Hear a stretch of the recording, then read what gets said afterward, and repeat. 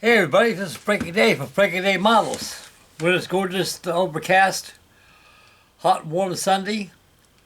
I have for you video number 3 on Trumpeter 1/350 scale USS TICONDEROGA CV14. Okay, I started this probably about a year ago or so when I was living in a trailer back in Ohio. And as far as I got on it at the time was I got the hull together and all filled and primed, ready to be painted. So the last 3 days I've been working on my Ticonderoga, getting it all finished up. This is the box the contents comes out of. A typical Essex class carrier. It's not much different than compared to the Essex class. The Essex, which I had on bills of the past, I posted about 10 years ago. And this is a nice kit. It has about 600 parts to it. It's painted measure 32 type camouflage on there. Dark ocean gray along with sea blue and typical ocean gray, light sea gray that they used at the time. Last night I'd finished painting the hull. Right now I'm preparing the deck, get that painted. I got a little step in the hull back on the back of that deck back there. I got to re-break that hull, that section back there, and get it a lot more flusher. That's one thing I hate about these Trumpeter kits, especially the aircraft carriers. The flight decks are molded in 3 pieces. I don't know why they can't mold a whole flight deck in just one section right there. That's one thing. It's very hard to obscure is the seam line, how the decks are joined together. It can be done by using filler, but you'll take detail out of the deck. So the main thing is get it as flush and tight as you can, and the paint will do the rest, will hide it. Okay, we're going to swing out and take a look at her, show them what old Frankie Day's done on this thing. As you can see, on top of my Dumas Army ST tug,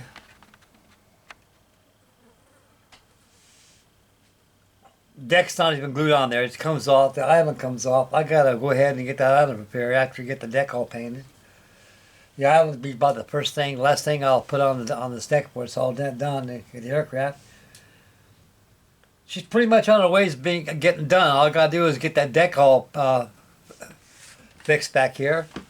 Let me zoom a little closer here, guys.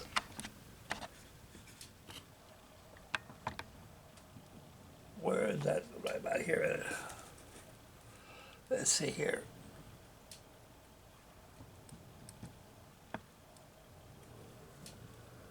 Little step back here. All I'm going to do is pull a deck up with a couple of tabs and take a couple tabs off and put another tab beneath the flight deck here and join together so a lot more flusher they come together.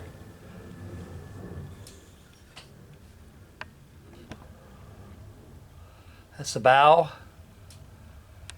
You see how I weathered the camel colors on there.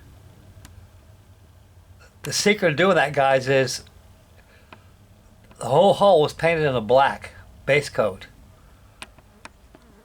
For your decontamination line of your boot topping,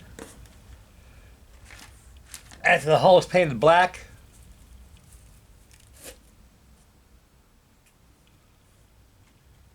you got this tape. You can buy this tape at automotive shows, O'Reilly's, stores, O'Reilly's, or AutoZone, or hobby shops anywhere. Mask your boot topping first, because remember the hull's all black. Then you go ahead and paint your red, and that when it dries, mask off where the tape's at. You go ahead and paint your camo on there. When you use that black paint in there, you can control those grays. See how the weather look comes to it like that? How it starts change colors on there? That's how it is.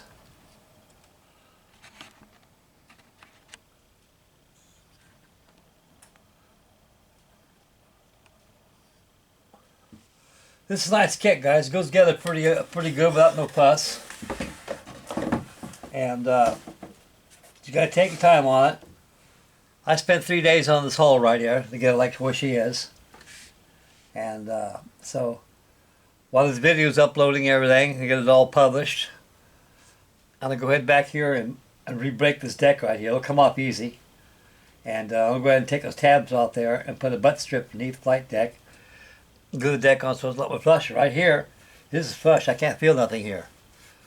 The paint will take care of that. Now, hear that noise right there? That's the grating of the deck right there. You don't want to put primer on there. The best thing you do is just give it a good dusting first with the dust off the deck with your wood paint first. Don't paint the complete deck. Just give it a dusting right there. Let it dry. Then come back with your teak wood. Paint the whole deck teak wood color. A lot of guys I notice on YouTube, a lot of builders, they just go ahead and paint the deck with like a blue-gray and stuff, and use hairspray for chipping here and chipping there. But the better solution is to meld in the separation of the colors of the stained deck and the wood from wear and tear and foot traffic, is that you give this thing a wash. Give it a Norfolk Sea Blue wash. Not too heavy on the wash, just enough wash here to make it give it a relief of the wooden deck. And I got gun sponsons put on there and put the 50 caliber anti-aircraft guns on here. You got your 40 millimeters, your 5-inch, your secondary guns are on here already. They're installed on the sponsons on here. The island will come off. It's not glued on.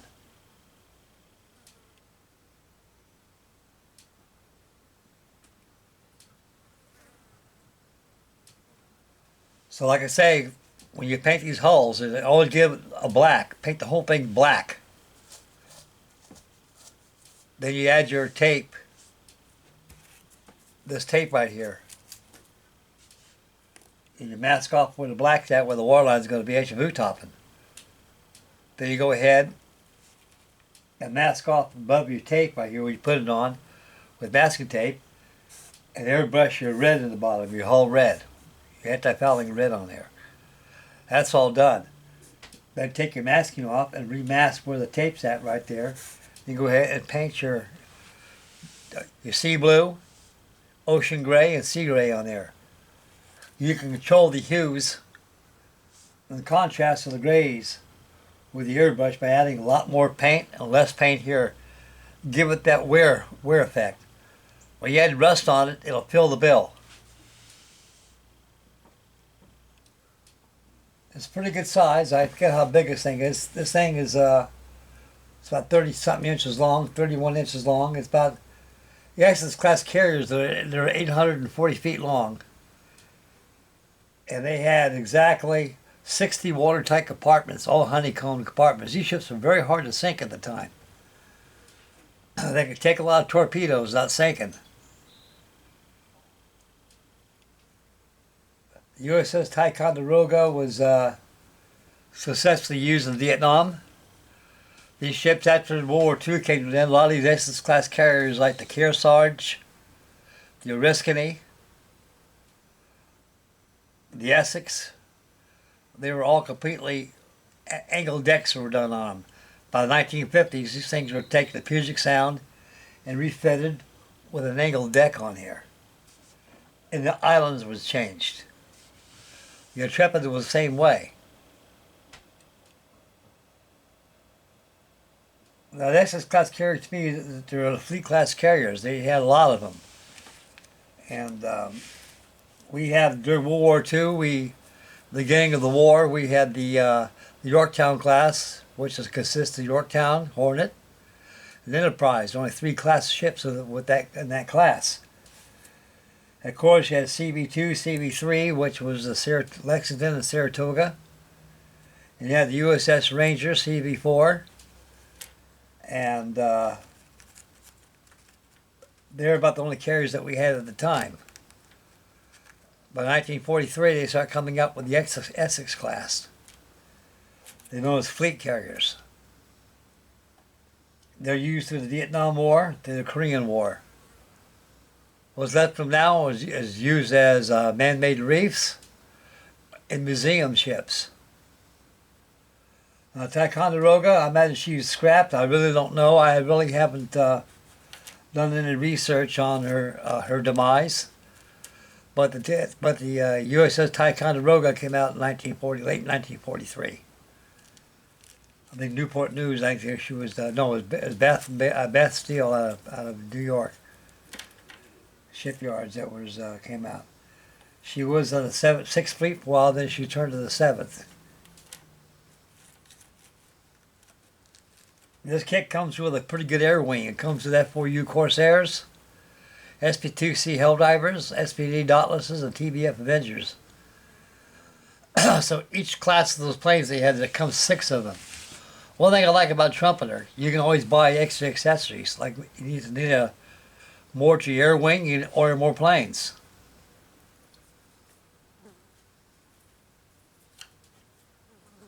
Assembling this thing is it goes together pretty easy. There are some fit issues, especially up here. Let me show you something here.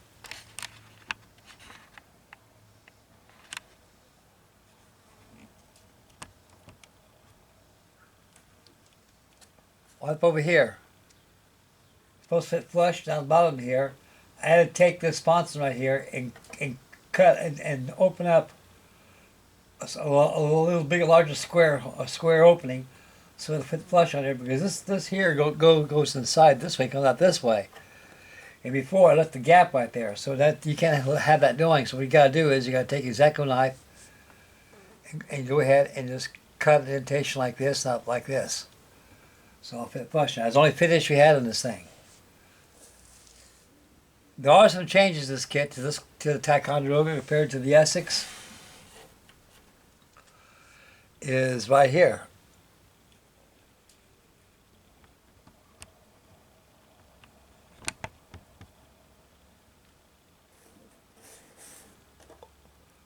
You got your sponsons to come out here.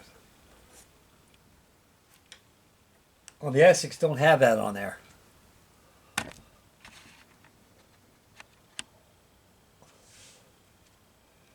Now, when it comes to a novice, this is not a bad kit to work on. Just take your time. And it's a big model and it's very heavy. It opens up a lot of doors. It comes with a molded flight deck inside there. A lot of builders, I noticed, they open up these hangar bays right here. They just cut the stuff out and they fill these. They fill in these uprights, these beams, with a sheet plastic. So you can look inside the flight deck and see your aircraft. So what we got to do is take a knife and cut all this out right there and discard it, throw it out. And just re-add all this here, that, or you just go ahead and cut it out here, cut it out there, and cut them individually and leave them here. Make sure these uprights are reserved. You paint it white and also dark gray inside your hangar deck. Of course, you got 2 openings here. You can leave the elevators open, actually recess down to the deck, and paint all the inside here so people can see inside there. I'm going to close this off. I have this thing in underway configuration. I've got the USS Essex, same class of carrier as this is. It's my second one I have. I want to go ahead and why build that someday. Get a buddy build or a group build going on. I'm going to go ahead and open up all these hangar bays right here and reveal the flight deck inside there, the hangar decks. So, it gives you a lot of options, but like I say, for a novice, take your time. There's a lot of thought process involved in this model. If you want to think about detailing your hangar deck, do so. And to reveal it really good, open up these hangar bays right here. A lot of guys go so much put LEDs inside there to light up the flight deck so you can see the aircraft in there. But I elected not to paint the flight deck because I'm going to close off the elevators anyway. So I got a lot of work to this thing before it's done, but half it's about finished. The hull's done. Right now I'm going to concentrate on the flight deck, get that all done, painted and stained. The last thing I'm going to work on the island and have that installed. Then my air wing will come to play. So I probably got about 2 or 3 more videos so this thing is finished.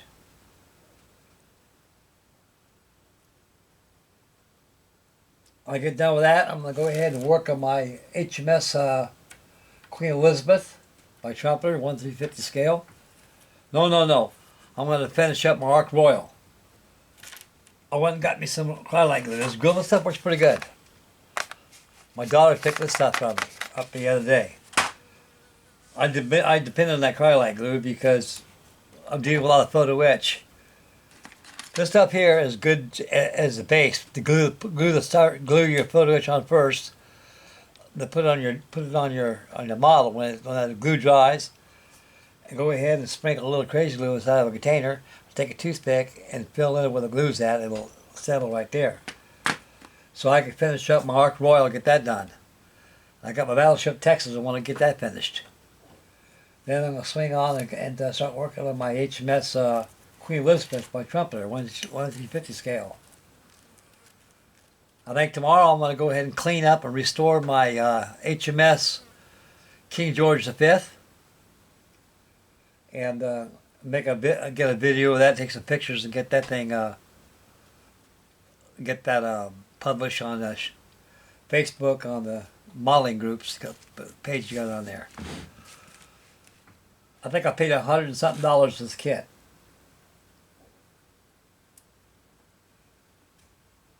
Like I say, for the novice, you had no problem building this thing at all. None at all. Just, there's a lot of research on this thing. A lot of stuff out there on YouTube right there. You pick up some pretty good ideas. That's the objectivity about having YouTube and builders who build these models. They can inspire you to do it the way they do it, and you can learn.